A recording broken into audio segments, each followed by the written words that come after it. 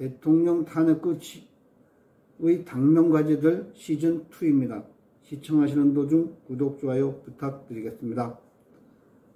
이번에는 국민의힘 당의 개편입니다. 결정적인 순간마다 자신들 지지층에 대한 배신의 DNA를 과시하는 국민의힘에게 이번 대통령 탄핵이 무산될 것이라는 생각이 들지 않았던 것도 사실입니다. 그 과정에서 정치 초년병 당대표 한동훈이 대통령에 대한 배신 행보는 빛을 발했습니다. 소기의 목표를 달성했으니까요.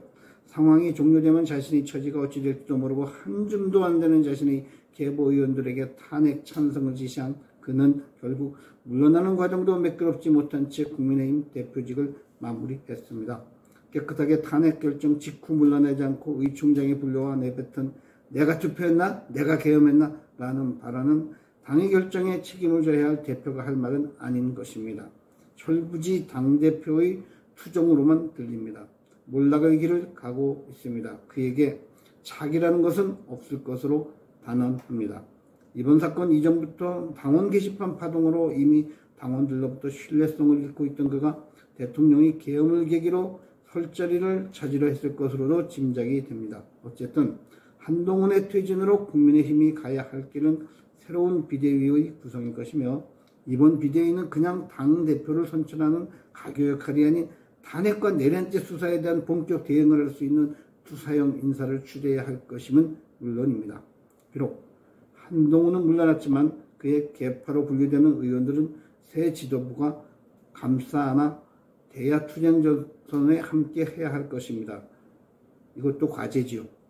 국회 200석은 대통령도 몰아낼 수 있고 무슨 일이든 할 수 있는 의석임을 알아야 합니다. 비례대표 2번 해먹고 제명 요구하는 김희 예지도 끌어안아야 하지요. 제명시켜주면 자유스럽게 무소속으로 의원직 누리면서 신정집 때릴 테니까요. 이런 자를 공천한 게 한동훈입니다.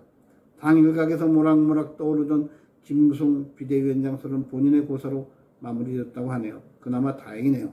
국민의힘이라는 당의 실상을 그대로 보여주는 행태라 아니할 수 없습니다. 다음으로 심각한 문제가 가짜뉴스와 선동입니다. 널리 알려진 기가 찬 가짜뉴스 몇 가지만 열거해 봅니다. 김어준을 국회 과방위에 불러 이번 계엄의 뒷담화를 듣는 촌극도 있었습니다. 막장 소설도 이런 소설은 없습니다. 독자들도 황당해서 아마 읽지 않을 겁니다. 김어준은 계엄군이 한동훈을 체포해서 연행하는 중에 사살하려 했다. 계엄군이 양정철, 김어준 등을 연행하는 도중 북한군이 습격하는 시나리오를 꾸몄으나 실패로 끝났다는 허무맹랑한 가상소설에 자기도 주인공으로 집어넣어 국회에서 참고인 증언을 하고 사라졌습니다. 더 가관인 것은 루머의 출처가 우방국 대사관이라고 주장하는 이 자에게 의원들이 질의 기회도 주지 않고 바로 퇴장시킨 최민희 과방위원장입니다. 몇 마디 해보면 바로 거짓임이 탄로날 것임을 알고 있었기 때문일 것입니다. 김준영 의원이라는 자도 있습니다. 이 자도 국회에서 대통령의 계엄에 대해 주한 미 대사관에서 상종 못할 정보라고 본국에 보고했다는 가짜뉴스를 퍼뜨렸습니다. 미 대사관은 즉각 이 두 가지 사안에 대해 전혀 사실이 아니라는 외교 전례 없는 강경한 대응을 했습니다. 국민에게 거짓을 구하면서 국가의 체면도 생각지 않는 파렴치 집단이 전형적 행태입니다. 아니면 말고보다 더한 조작극이죠. 국회에서의 발언에 대해 무조건 방탄 처리하는 것도 이제는 고쳐져야 합니다. 국민의 정신건강상 심히 해롭습니다. 그래야 정상적인 국가라 할 것입니다. 국회의 수준도 덩달아 높아질 것임은 물론입니다. 다음은 법 제도의 문제입니다.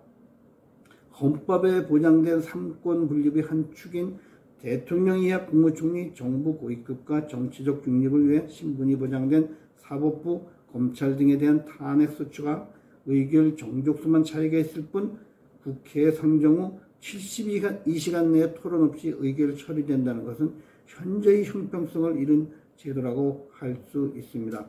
개인 간의 송사도 숙려기간이 주어지는 것이 많은데 하물며 일국의 대통령에 대한 탄핵을 불문곡직 표결 처리하는 법이 존재해서는 정상적인 국정 운영이 어려운 것입니다. 상대방에 대한 탄핵권이 있으면 대통령에도 국회 해산권이 당연히 있어야 하는 것 아닌가요? 심지어 이번 국회의 더불어민주당은 일주일 단위로 살라미 회기까지 예고하며 대통령 탄핵을 가결될 때까지 매주 하겠다고 선언한 바가 있습니다.